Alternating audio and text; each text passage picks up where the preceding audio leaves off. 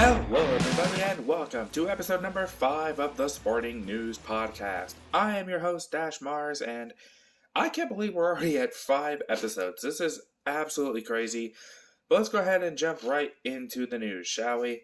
Starting off with, of course, our hockey news, as Mark Giordano and Adam Larsson were two of the biggest stars that were taken by the Seattle Kraken in their expansion draft last Wednesday. Now, I saw the whole expansion draft that they had, and I gotta tell you, they have a team that could make a big splash in the playoffs. Who knows? But it's just a matter of how they gel as a team, and they have some good weapons. I mean, they have a good defensive captain, and Adam Larsson has been a great player for a good last few years now, so here's hoping they gel together, right? Also, a big trade went down. A monster blockbuster trade went down with the Vancouver Canucks and the Arizona Coyotes. So, the Canucks traded Lou Eriksson, Jay Beagle, Antoine Rouse. Sorry. Sometimes these last names are very tough. So, Louis Eriksson, Jay Beagle, and Antoine Russell, the 9th pick in the draft, which was a few days ago, a 2022 second-round pick, and a 2023 7th-round pick for Oliver Ekman-Larsson and Connor Garland. So I gotta tell you, the Canucks, I feel, dealt way too much to the Coyotes. I mean, I could see them giving up the 9th pick. I could easily see that. But a second-round pick and a 7th-rounder, I feel like that was just the sweetener to it. But to be honest, I feel like, yeah, it was good to get like a big all-star and everything. But I feel like Vancouver gave up way too much, and the Coyotes took that, and the Coyotes won that deal, to be honest with you. But that's just me though. So, the Chicago Blackhawks acquired Seth Jones, which I believe was from, I can't remember if it was from trade or he's just on the free agent market. But they're reportedly going to be signing him to an 8-year extension. We don't know for how much, but that's good. And there's been a ton of crazy news. We also know that Carey Price had his surgery, so he'll be out for 10 to 12 weeks, so he should be ready to go by the time the season rolls back around. So he might miss a couple games here and there, but at least we know he'll be ready for the start of next season. Which, like I mentioned before, could this be the last time we see Carey Price? Will he live up to the hype that he once had after the surgery? Or will it be like everyone else who's come back from injury sometimes, where they aren't as good as what they used to be? That remains to be seen. Now, we're going to go ahead and jump into some other news. The Olympics are on right now, and I'm pretty happy that they finally decided to bring back the Olympics after they canceled it last year due to COVID.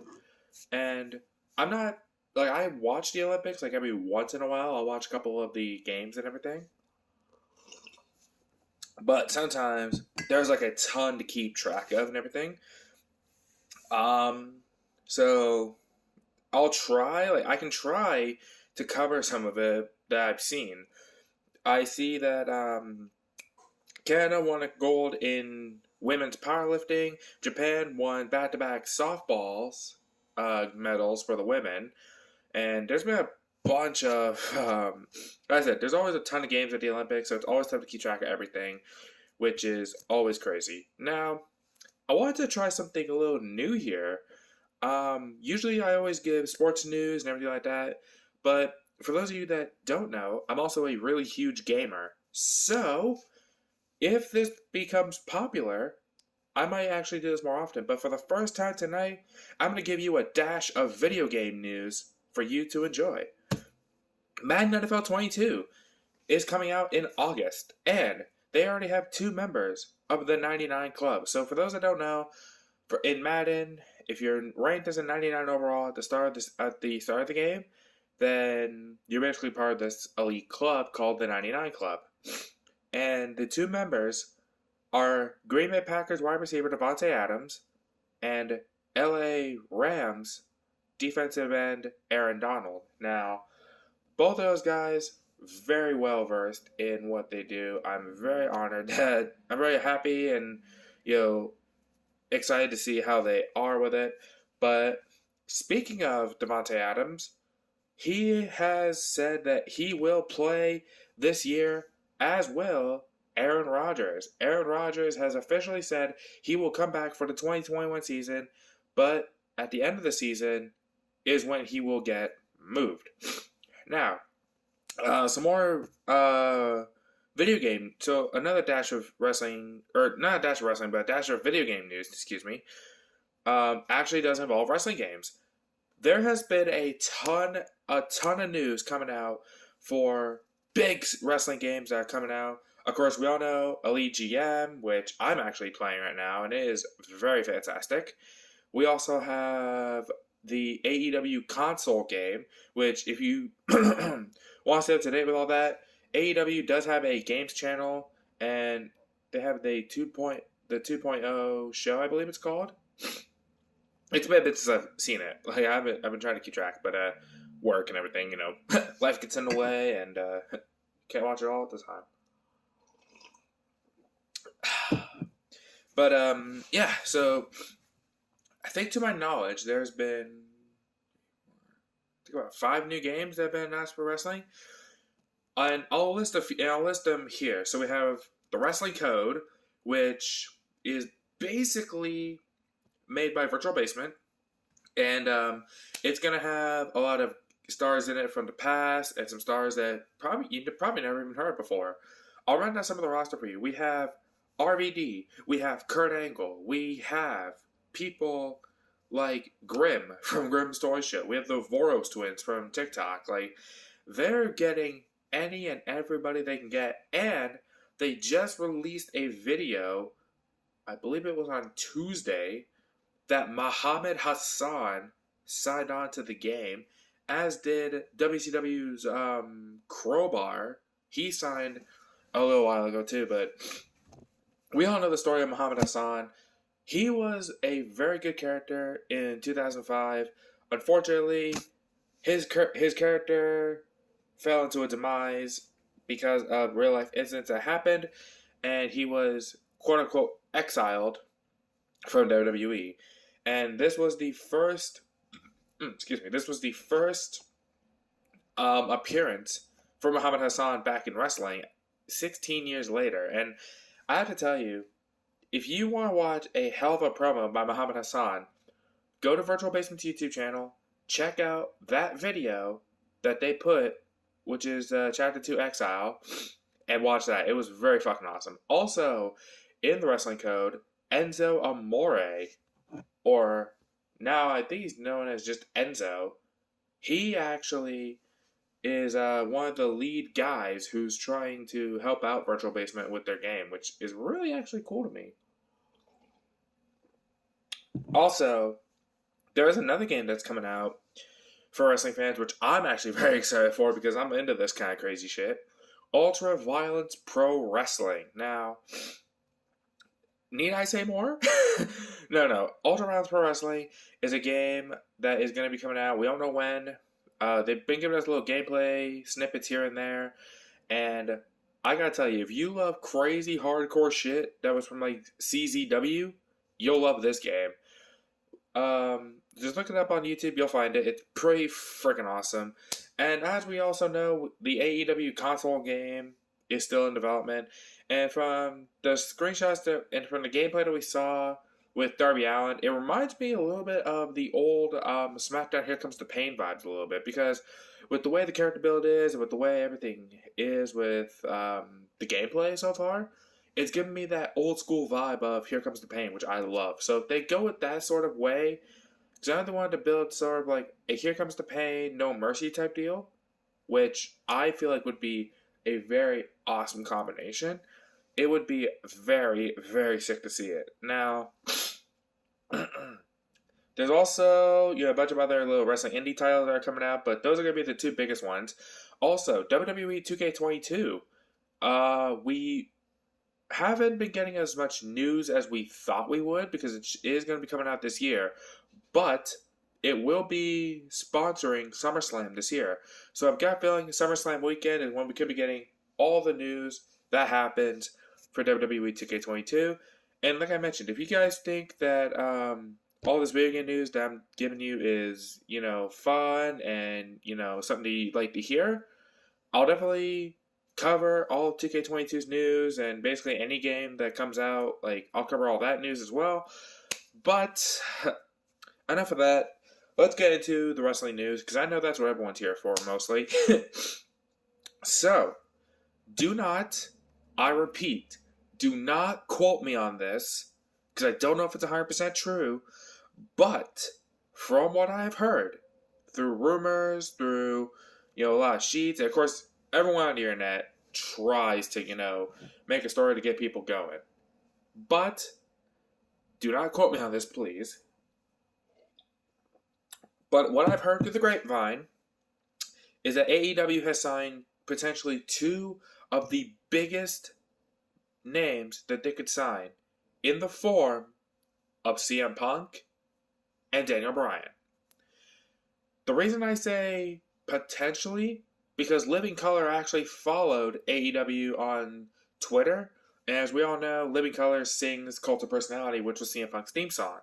And I do apologize if we got suddenly dark here. It is actually a little bit cloudy here now, so that's why everything went from light to dark. So I apologize for that. But apparently from what I've heard, if Punk is legit signed, he should be showing up for his debut at All Out in September in Chicago. So that could be it. But like I said, Punk seems like a strong possibility that he's been signed. And I think Daniel Bryan has been confirmed. But like I said, don't quote me on that, please. Because I know somebody's going to be like, they're not signed and you lied to us. No, don't quote me on it. It's only rumors I'm hearing. But another thing that I've been hearing is WWE could actually be signing Braun Strowman back, from what I've heard. We know that Strowman was one of the guys that got released in the big cut of releases that happened a while ago. And so I feel like if they bring him back, that's great, because then they have somebody for Bobby Lashley, or they have somebody for Roman Reigns if he's, drafted to SmackDown, which I've actually been hearing a lot of stuff, too, that they could potentially keep the belt on Roman Reigns till WrestleMania 38, and then the possible main event that I've been hearing is Roman versus The Rock for the Universal title at WrestleMania 38, which, if that happens, great, but we already know what's going to happen. Rock's going to get the Universal title, lose it at the next pay-per-view, and go from there. Basically, get another championship to add to his resume. Which I don't mind. Like, I'm not hating it. But you have a lot of young up-and-comers on SmackDown, like Big E, Apollo, just to name a few. Sami Zayn, Finn Balor. Somebody who actually deserves to be Universal Champion, by the way, Finn Balor. And The Rock is going to get it? Like, that's really what I don't get. But we all know, I think they said it was at the end of this year. I can't remember, but we all know of the move that AEW is doing. They're going to be moving from TNT to TBS, I believe, which that'll be good for them. But now the question remains for that is, if they do move to TBS, will they rename the TNT title to the TBS title, or will they keep the TNT title but name it something else? That remains to be seen. But like I said, WWE, we always know how crazy they can get with their stuff and whatever. But the fact that they brought Samoa Joe back, I feel like it could be a strong indicator to get Braun Strowman back as well. But who knows? So, another big thing is Nikki ASH. As I mentioned last week, she became the Raw Women's Champion. And I gotta tell you, I'm loving the fact that I'm loving this character. We all know that it was her idea to do the superhero gimmick, and she's actually a pretty smart genius on that, because over the last 10 years, superhero franchise movies have done very, very well in the box offices and the theaters. And especially now because there's live audiences back and the kids are back, this is something that they could easily look up to, and I'm so excited to see it. Apologies for that, a quick little pause. I had to turn a light on because it is insanely dark outside because it is about to pour down like the Dickens outside. Anyway, what was I? Oh, yeah, WWE news. Sorry. So, I wanted to give my thoughts on everything right now with AEW, actually, because AEW has been making a lot of news, too. Can I just go ahead and say that Wednesday night is going to be fucking incredible?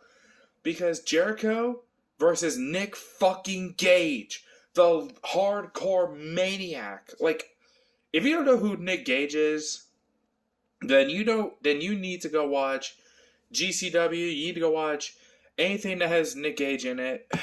The dude is a fucking psychopath. But speaking of GCW, Matt Cardona and Nick Gage were in a big no DQ match for the GCW World Championship.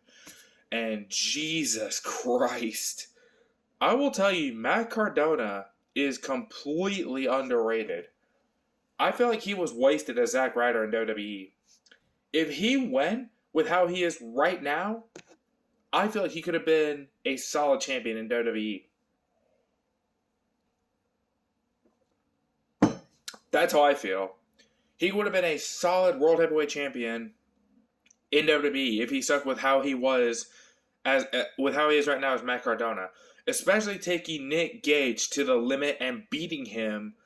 I mean, Matt Cardona was a bloody mess afterwards, which was very, very awesome to see. And I'm all for that hardcore shit. I fucking love it. So, I literally was so happy that I was able to see that GCW show because it was fucking excellent. But anyway, I do hope you guys enjoyed this episode of the Sporting News Podcast. I just wanted to say thank you guys so much for all the love and support that you guys have been showing the Sporting News Podcast. I never actually would think I would make it this far, honestly, with it. But it just shows that you guys are loving what I'm doing, and I am very proud to still be doing it for you guys. So hopefully you guys enjoyed it.